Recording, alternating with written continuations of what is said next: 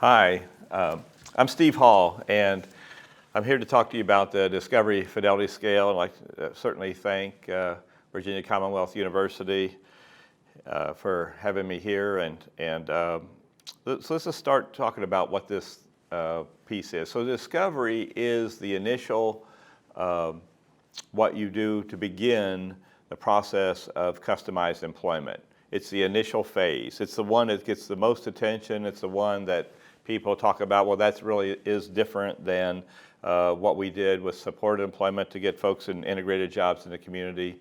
And so that's what Discovery is. Why we did the Discovery Fidelity Scale is because what we were hearing was this. When a vocational rehabilitation counselor or a regional funding agency, or even a supervisor for an employment specialist who does this work, when they got the product, the Discovery product, they would ask, is this good? Should I pay for this? These folks did, this agency did 4 of these Discovery products for us. We owe them this many, whatever, hundreds or thousands of dollars. Is this okay or not? So by hearing that, by many parts of the country, what we decided at Griffin-Hammis and Associates was to do a Discovery Fidelity Scale. My job at Griffin-Hammis Associates, we work in 43 states, and my job there, I am the director of disability policy, research, and financing, particularly helping states with rate setting for employment services. So that's what I do. And primarily the avenue to do that is this scale. So let's talk about what we're doing. Anybody who uses the Discovery Fidelity Scale must sign an agreement with us. It's actually with Utah State University and Griffin-Hammis to agree to participate in a research study on the Discovery Fidelity Scale for this reason. We have not established the reliability and validity of the scale to date. Now there's lots of unbelievably promising and exciting things that I am just dying to tell people what's happening. Some of it beyond even my wildest dreams, and they can be pretty wild at times. But it really is, it's going very well. And so we want to be sure, my role is to be sure that reliability is there. That is, when somebody uses a scale, what score they would put is similar to what score somebody else would put. And when somebody, that is, somebody puts a 3 in one state, we want it to be the same score as a 3 that somebody would put in another state, or a -1 or a 2, whatever that score is. And Tim Reeson, a Utah State University professor, his role is to look at the outcomes, what happens after the application of the scale, when a supervisor of an employment program at a provider agency, when they use the scale to help interpret the quality of the services that they're given, what happens to people with disabilities in real time, that is, jobs, money, how long they're employed, all kinds of the usual type of both immediate and longitudinal data, and about who those people are that are receiving customized employment. So why we're doing it is to improve the employment outcomes of folks with disabilities. Let me talk about a few other things. So there's the reliability and validity testing we're doing. To use the scale, anyone can download this scale now, at any time, by simply going to the Griffin-Hammis website, and there will be the latest version of the Discovery Fidelity Scale. We're asked that you not use that scale without the DFS, the Discovery Fidelity Scale Authorized Administrator Training, which I do along with a GHA associate. So it's a one-day training on how to use the scale and how the interpretations of each of the tenets and the scale work. The scale, we first published it in 2016, and then the latest, I don't know if it's the next slide or not, the latest article is coming out now in the Journal of Vocational Rehabilitation, and they've been told that's one of the lengthier articles that's been published there, but it's we think it's a good article showing what other people who are experts in customized employment, what they think of the scale, what they think may still be some of its weaknesses, and certainly what are its strengths. So just some bullet points I want to emphasize about discovery is that the employment seeker cannot fail discovery. Employment seeker is a leader of their own discovery process. It's who you're actually working for. Discovery begins with engaging family, friends, and the community supports. Begins that way, not on the end. It begins with that. Begins, as you'll see, with a home visit. In discovery, this is important, in discovery, those who assist the employment seeker achieve a much greater understanding of that employment seeker. Those who assist achieve a much greater understanding. So another way to say that is this. It's to fill your head. In other words, it is for you to learn about the person, you to learn how that person can work at his or her best. It's not to analyze him or her. It's the opposite. It's for you to learn something. It's not like just doing whatever you can do. What we oftentimes do now for the employment of people with disabilities is we try to do, given the circumstances we got, let's try to do the very best job we can. What discovery gives us the opportunity to do is to do the very best job we can and to change those circumstances through the discovery process and later through the job development process to change what would have been the logical outcome of folks with disabilities. Because what we know is this, is too many citizens with significant disabilities who do get employed, and certainly not enough do, to say the least, but do get employed in jobs that other people don't want to do, jobs that are repetitive, jobs that are require very little skill, jobs that can be taught, or even not taught. That is, it's simply cleaning, mopping, wiping, doing something that might be of use for folks. So what this does is it tries to get the person in the best job. In other words, the sorts of jobs that other people want to do. It's about financial stability. It is about making a living wage. It is about working and making, not just, well, the outcome is not just with customized employment, well, we got him or her a job, isn't that great? Because too many people then are also working in the community and then subsequently that very same day going back to the day center day after day. And this is about being in the community in a permanent basis and making money doing it. So what discovery does is it finds out these things: what the person can do, what the person likes to do, and what the person needs help doing. Discovery does not present a balanced picture of the person. What it does instead, it's biased for a positive picture of the person. We are absolutely going to find the very best job that we can for this particular person in their particular circumstances. What discovery does is it helps the people who are working on behalf of citizens with disabilities know how best to proceed. So it's not about volunteering. It's not about work activities. It's not about assessment. It's not about judging what he or she can do.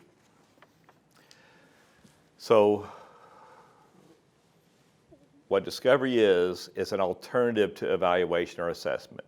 Yes, vocational rehabilitation will oftentimes say, well, we're going to bill and fund the discovery portion of that as an assessment within vocational rehabilitation. Okay, that's cool.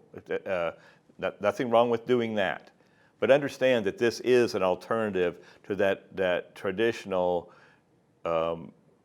judging another person alongside somebody else. That is going to, say, a big box store, or going to some place and having them run through a series of tests and see how they do, or going to or being a student and folding pizza boxes as a part of leaving the school, and then when it comes time to try to find out what job they want to do, you go ask somebody who works at the place a person was folding pizza boxes and say, well, how is he?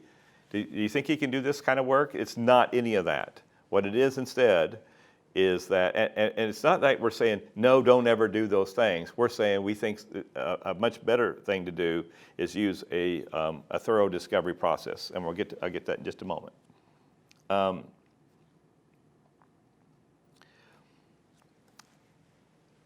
Discovery is also for adults, and it's for children in school age. But the only purpose of discovery is employment. It's not readiness. It is certainly a wonderful thing to do, but its only purpose is employment. If the person's in public school, the purpose of discovery is employment. Not a temporary job, not a trial job, not a volunteering job, employment. And when people can be employed who are in public school are in the evenings, on the weekends, during holidays, during summer, the long spring break, and certainly during the very long summer break. And in some school districts, in some states, can be a part of, if it's written in the student's individual education plan, then it can also be a part actually occur during the school day. But that depends on the school district, school place, if that option I just mentioned is. So, but the key point to learn is this is not about finding out really cool things about people and wow, we didn't know all this, and boy, this is going to be wonderful, and I guess that someday this all might be used to help him get a job, or her to get a job. It is not that. Instead, what it is to, it's a beginning process.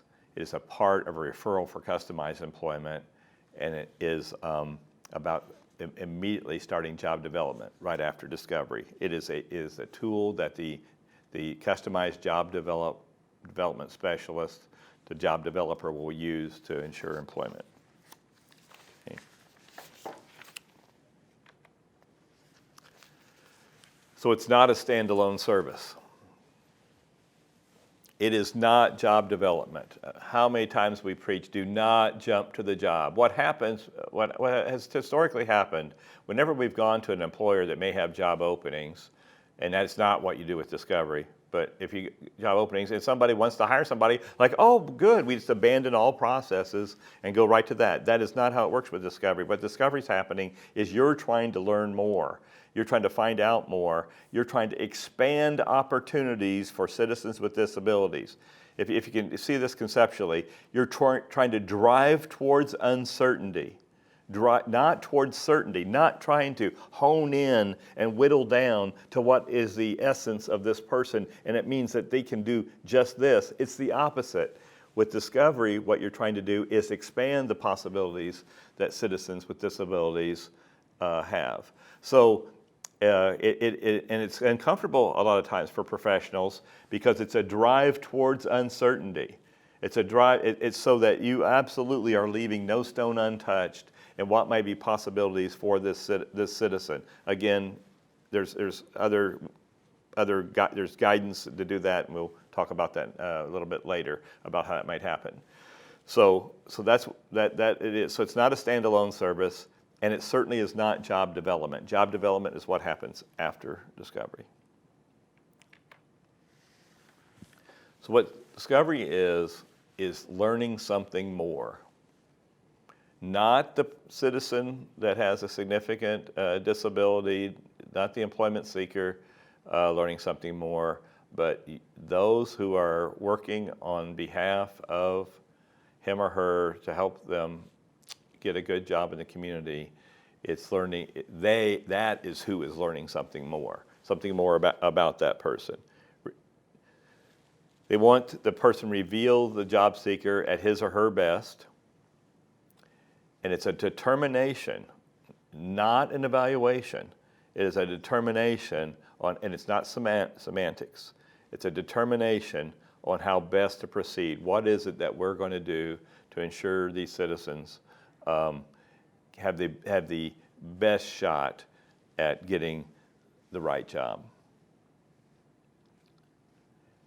the job that lasts.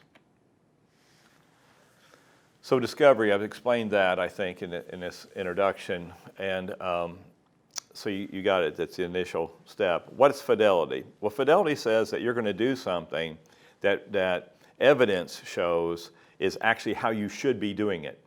It's not just how somebody who is really bright and really smart and really comes up with great ideas about how to do discovery, and you should do it that way because I said so. That's not what fidelity is. What fidelity is actually proof that in spending the taxpayer dollars to help in the habilitation and rehabilitation of this citizen using psychosocial means, that is customized employment, that what fidelity says is that why we're doing this day, why we're doing this moment or this half hour is because we know that it has fidelity to best practices that will likely end up in a good outcome, multiple good outcomes, including wages, hours worked, length of job, and a whole host of other outcomes.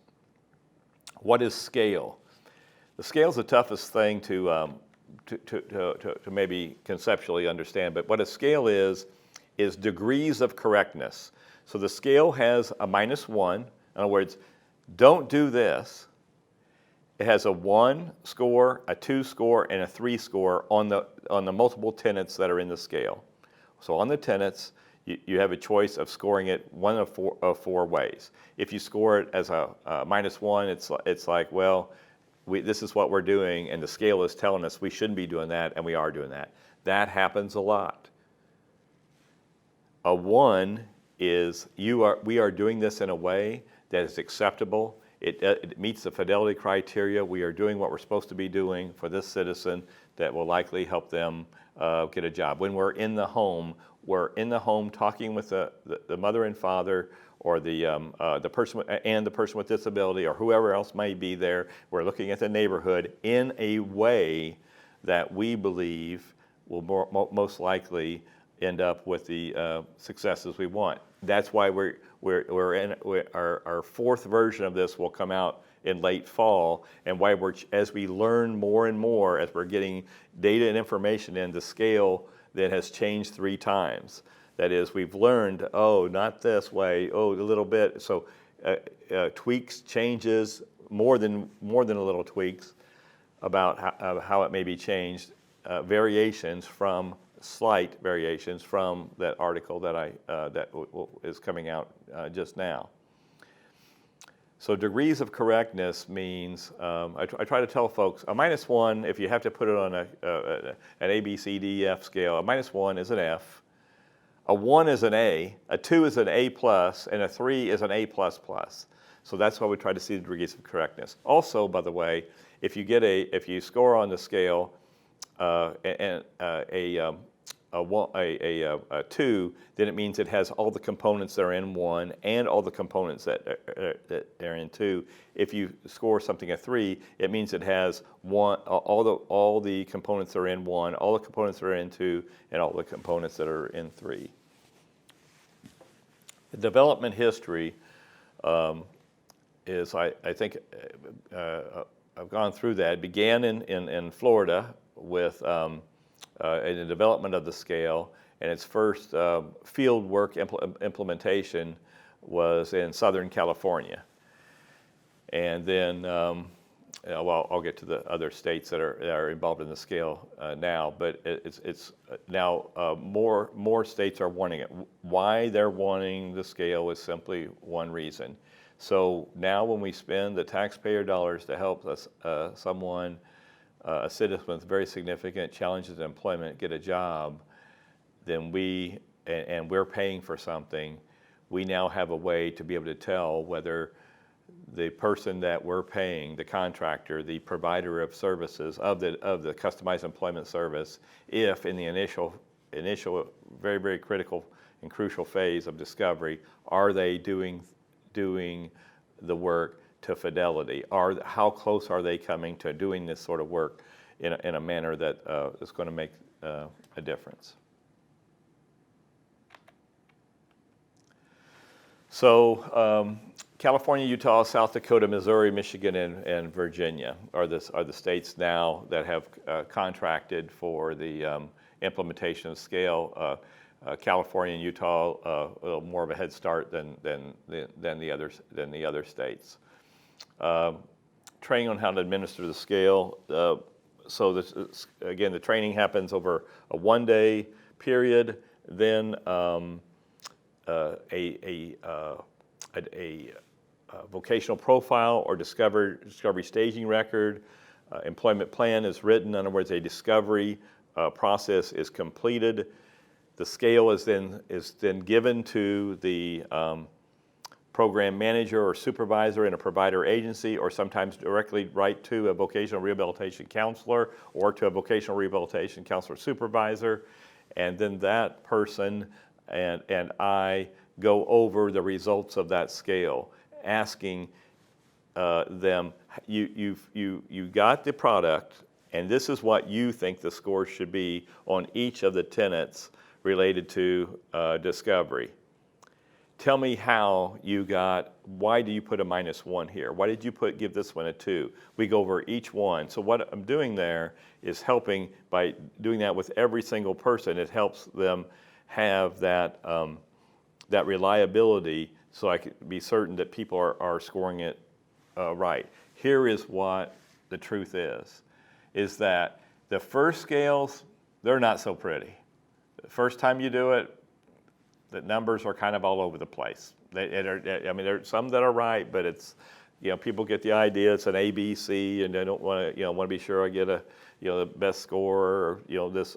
And then once that all kind of sinks in, then the second round through with the scale, it is absolutely beautiful, because there's the biggest jump, the second time given. We now have some people that now are on their third and fourth discovery fidelity scales completed, and it is really a beautiful thing. In fact, I did one day before yesterday, absolutely no changes at all. I had nothing to add. It was done absolutely perfect, and great results too. So who should administer? Again, anybody who's in here's who I'd like to have in the room when we do the one-day discovery fidelity scale training. Who I want in the room are people who make funding and administrative decisions about who is eligible, who has access, who gets resources to participate in customized employment. I also want people that are, and sometimes, so that kind of covers everybody that I mentioned before. That is the person that is the sometimes regional VR supervisor, area VR supervisor, the supervisor of employment services at a provider agency. Sometimes it's been even executive directors of different provider agencies have taken the discovery administrator training. So those folks in the room. After that, we go over the scale, like I mentioned, point by point in reliability, resubmit it again, and then at some point, usually within 2 to 6 months, then I return on site to a particular state to help them with whatever the issues are. At that meeting, and it's quite a meeting, then every employment specialist that can possibly get there is there too. And you get to find out what's really going on in a state or a community or area, and what are the real barriers for folks with disabilities. And all that so informs this scale about what what do we need to be focusing on to ensure that folks are doing well. And how we began the scale to begin with, by the way, it was reading every bit of research ever written about anything to do with employment and discovery and customized employment, interviews with Mike Callahan and Carrie Griffin and another dozen people that have been working with customized employment for years, focus groups with experts on customized employment and practitioners of customized employment, interviews with families, all of that went into the original creation of the scale. We follow an internal review, a board-approved process that's been approved by Utah State University, and that's who gets the data and does the analysis of it. And then we continue to improve the reliability and validity of the scale, and based on the results, and follow up with folks on the changes.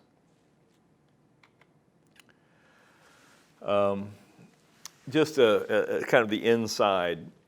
The scale is quite comprehensive, and it is not something to hand to, I don't think, people can do what they want, but to hand to an employment specialist and say, hey, this is what I'll be looking at, be sure you have everything there.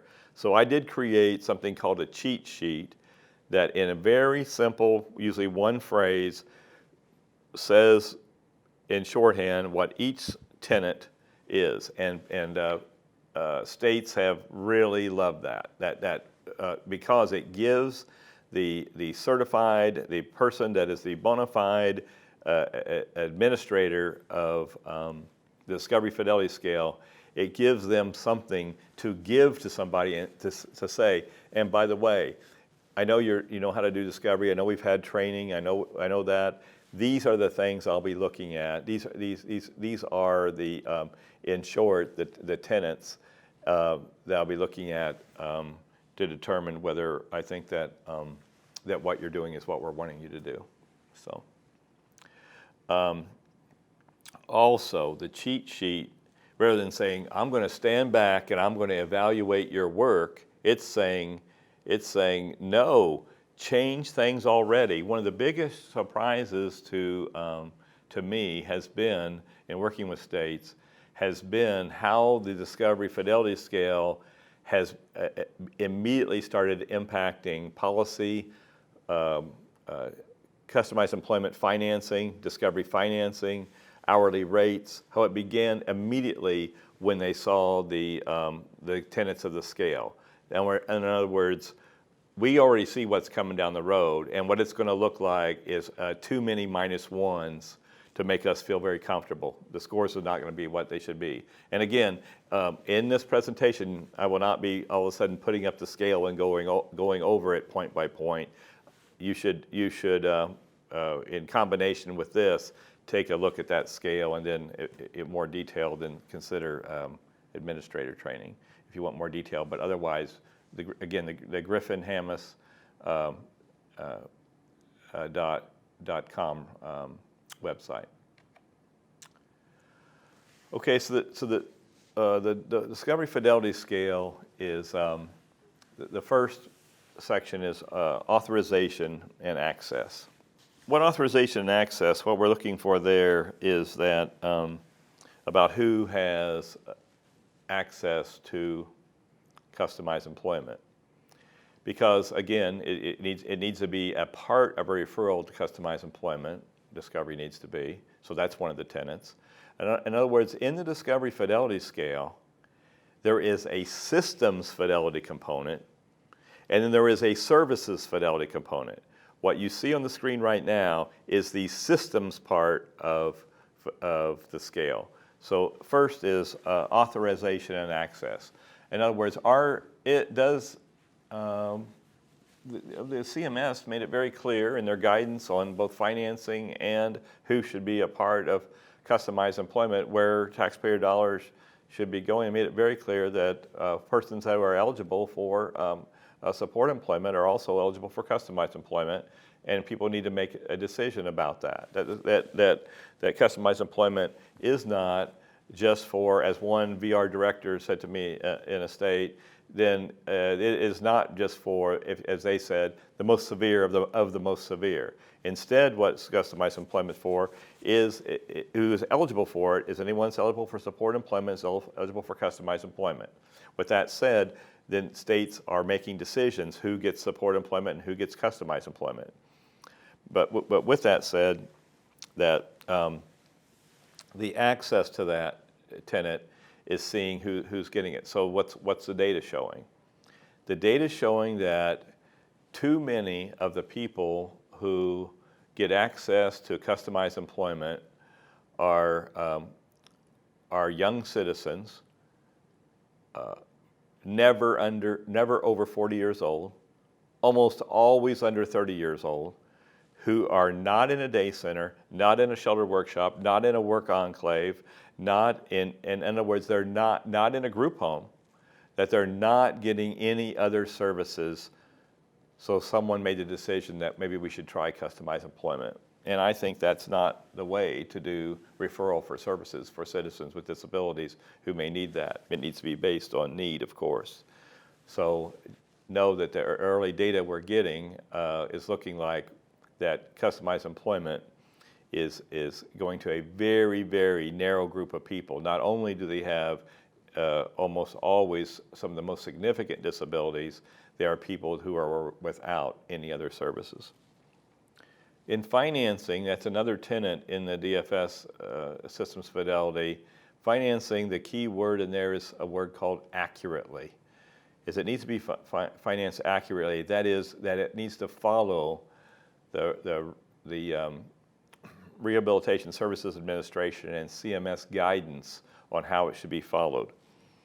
So what they have said is that rates need to be set using a reasonably principled analysis. And the courts have ruled clearly that states cannot just say, well, let's try this rate, see if it works. The courts have ruled clearly states are not allowed to take government money and to experiment and just to see if it works and see what the market will bear. A government is not an ordinary purchaser of services like an independent corporation may be. Instead, a government needs to have a reasonably principled analysis on what they think that the rate of payment needs to be to achieve the desired results as has been authorized by Congress for the use of the dollars. So then financing then needs to be such that it has so that it discourages turnover of personnel.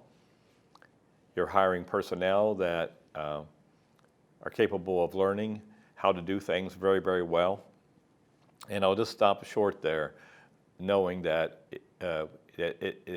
in every case, once the use of the Discovery Fidelity Scale has helped states to be able to justify the sorts of rates that many people in the central offices of developmental disability services, mental health services, and particularly vocational rehabilitation services have known should be paid to providers, and providers have known should be paid to them on an hourly basis to do whatever the service may be, but have not had the justification for that, and this is a part of that.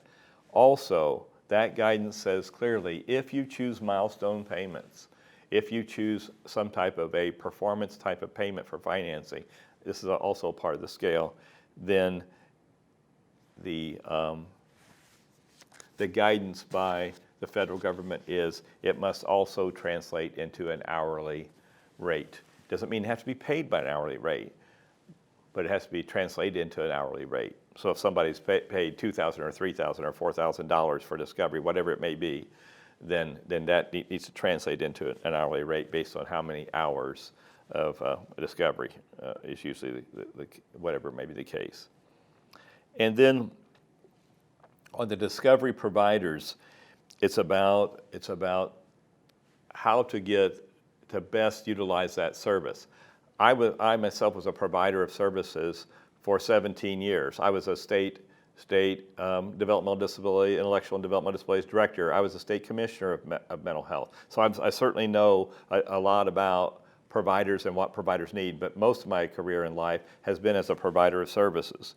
And the most important thing there is regarding the financing. It needs to be well so that there is not high staff turnover, because you cannot do these more complex methodologies like customized employment without having reliable staff that you can depend on. So that is also a part of the scale.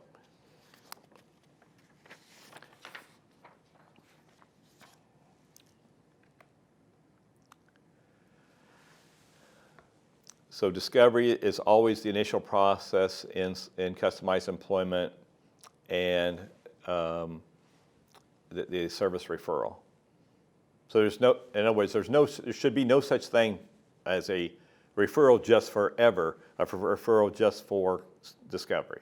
It should always be a part of a customized employment referral, because the only purpose for discovery is for a person to get a good job making a living wage. So the purpose of discovery, the next step following discovery, the immediate next step following discovery, is job development.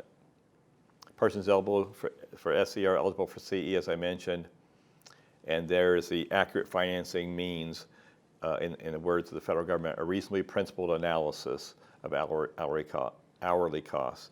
And I mentioned about the CE personnel.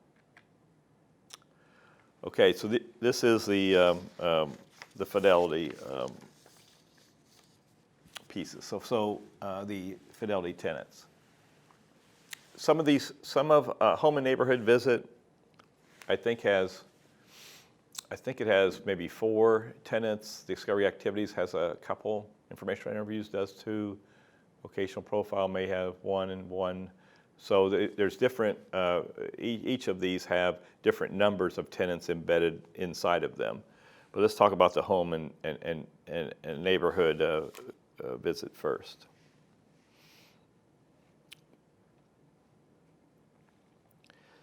Discovery is always going to begin in the home. Well, what if they don't want me to come to the house? Sure.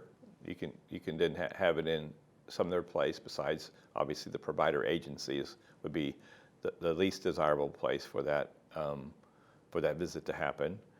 A lot of things can happen in the home that are going to be quite helpful. So home neighborhood visits means not a drive-through, not a look on the internet to see what the neighborhood is. Instead, it's walking.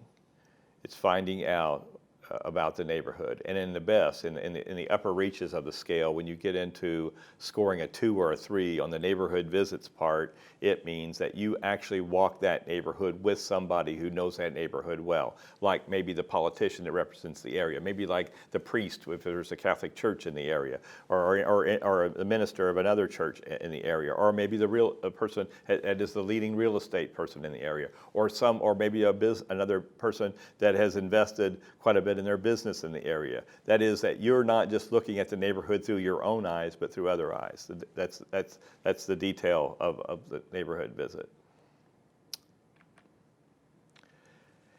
In the home and neighborhood, then it's not sitting down and saying the scale is again, that's the -1 when you just start off with, hey, guess what?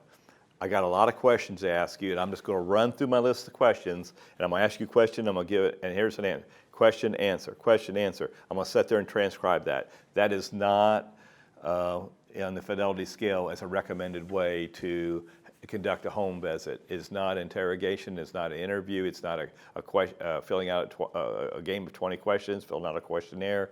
I know I'm being rather cavalier there, but I'm saying that you need to do more listening and less questioning to really have a conversation to find out more about, because what you're also building is that trust and interest in, certainly with the family and their son or daughter working at a good job in the community. It's about walking with others, which I've described. And then in discovery activities, Discovery activities is actually seeing both in the home, and it can be in the home, and it can be outside of and often is outside the home at a business, not a business that you're thinking about placing the person in. That's not, you're not jumping to the job. Never, never, never jump to the job. But what you're doing is looking at other places, and you're doing discovery activities that are, something says, well, maybe this would be a good place. Doesn't have to be a place you've ever been to ever before. It should not probably be a place you've ever been to before. And just say, can we maybe have him do this part of this job, because we're trying to learn more about him. And what you're trying to find out is what this says. You're learning how best to support the person. That is the gold in discovery activities. When you learn how best to support the person, guess what? When they actually get the job, and then they need to learn more skills at the job, which every job you need to learn more skills, or when things change to the job, and every job things change, guess what you've got now? You've got back in the discovery plan how best to support this person, how this person learns. That's what the discovery activities that what you're trying to do there. Informational interview is one of the most brilliant, I think, and wonderful ideas ever to happen for how to get people with significant challenges in employment jobs. And that is that you're not there talking to an employer looking for a job. In discovery, what you are doing is you're trying to expand possibilities. You're trying to drive towards uncertainty. You're trying to just tell me about, he likes whatever it may be that's in this particular company, because you know that particular company does whatever it looks like this citizen has said over the discovery process to date, through both the activities and in conversations through the home and neighborhood visit. You're in a business and you're asking them, tell me about people who do this kind of work, what do they need to know? Tell me about other places that do this kind of work. Tell me about other things about this work that maybe I would never know, or know, most people who don't do it don't know. But it's not asking questions like I just did. Instead, it's about having a conversation with usually the owner or the principal person at the business to find out where are all the potential places to work, and what are all the potential jobs inside of that possibly the person could do. Do you see how you're expanding opportunity, expanding maybe other businesses that you're going to go look at now based on that first informational interview, or other areas because of whatever the person's vocational theme or maybe the person's interest that comes out of the discovery process. You're expanding possibilities, not trying to narrow things down. In the vocational profile narrative of the discovery fidelity scale, what you're doing with that is this. In my life, and maybe in yours, you've seen discovery plan after discovery plan, or individual rehabilitation plan, or individual education plan, or whatever it's been, where everything just seemed to work out fine. Look at this. We went from discovery, we went to the home visit, and oh, it was perfect. And we went to the neighborhood, oh, it was perfect. And we went to the discovery activities, and oh, they were perfect. And we went to the informational interviews, and oh, it was perfect. And all the way through, as if the whole world often works that way, when we all know it doesn't. And what we're looking for in the vocational profile is that moment when, and it sometimes doesn't happen, but often does, it's like, we should have probably considered, wow, we found out some more information. We didn't have any idea his aunt was such a big part of his life. Oh, we didn't have any idea of his interest and whatever that may be. Oh, had no idea that interest. We just didn't see it. We didn't know anything about baking. Anybody never mentioned anything about baking anywhere. And suddenly, here it comes right in our face when we were out there doing an informational interview. He says, well, that's what I've always wanted to do in my life, or that's what I love to do that. And by the way, that's what I look at this. I even had the skills to do it. All of a sudden, that comes up. So just know what the vocational profile narrative review is about. What you're really looking for on the product that the scale's looking at, that is the discovery employment plan. What you're looking for is where they've said, we needed to go back and do something because this wasn't about just getting the job done, given the money we got and given the time we got. This was a human being trying to get the very best job they can. And so we respected that person enough that we went back and did the work necessary to make absolutely certain we're getting that person the right job. Obviously, then you might get, as you might guess, one of the tenets is, does your funding source allow extra funding, more funding than originally proposed? Not a ton, but enough that it will give you the resources to go back and to do some other work that you found out. We need, because if not, then you see that the pressure is on getting something done given the amount of money you got and given the time you got. And that's no way, I think, to treat a human being. A human being, this person is, what the promise was, this was supposed to be a really good job that I'll want to work in a really long time, that's going to make me a really significant amount of income, the kind of job we all want. That's what the promise of customized employment is, and we don't want it shortchanged by suddenly we got to make everything just look like everything's smooth and working out well. This is where you want to see that uncertainty, that mistake that's not a mistake, it's something beautiful where somebody acknowledges we need to look at something else. And then the employment plan, the key part of it is the contacts for job development, and I really mean that. I mean the place where, based on the vocational profile, all the work we did, and the discovery staging record or whatever tool we're using to record all the processes that I've just went through with discovery, then the end result is what should be contacts for job development. That is, customized employment is an integral process where that employment plan then leads to contacts, which means not just, well, go over to, Michelle's, whatever, Michelle's sales, or go to Michael and Strauss, whatever they do. No, it's about go to that place, talk to this particular person. It's real context for job development. So the job developer no longer says, thank you for all the good work you did to discovery. Really appreciate that. I'll just go back and go on automatic and do the usual job development I usually do. This is customized job development that needs to happen now. And in customized job development, then is very different beyond what the scope of today is, but it's a very different process than customary and ordinary job development. So, and a key to that integral part is having those contacts with the names, the contacts, the phone numbers, the addresses down to begin that job development process. Last thing I want to mention is what's next, and it's the customized employment job development fidelity scale. So that's what we're working on now. That should be out so people can at least begin seeing it and making a decision whether they want training on how to do job development, customized job development with fidelity. I'm hoping by this fall. So we'll see about the timing. But we've the same process I just described with research, talk with experts, and focus groups was followed in the development of the customized job development fidelity scale, and so anyway, we're hoping that will work out well. So if you have questions and you have information that if you look at the scale, certainly first place you should go now is to go and to download off at the Griffin-Hammis website and get yourself your own copy of the scale.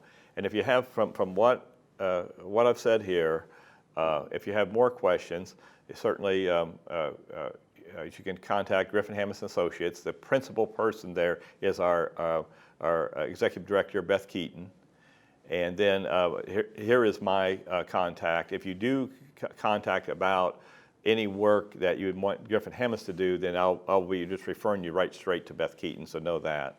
But if you have questions about the scale or anything you've heard today, then you're very welcome to write me or thoughts you might have about it. So thank you very much. I'm so glad to be here today to share this with you.